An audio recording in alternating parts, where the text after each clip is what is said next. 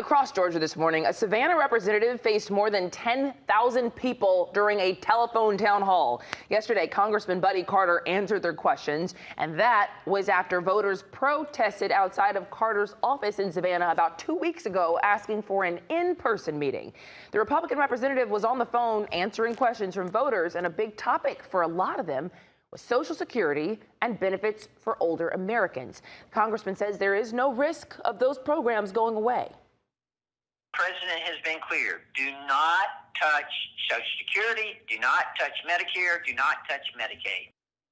During his phone call, Congressman Carter says his team believes tele-town halls are the most efficient way to communicate with people in his community.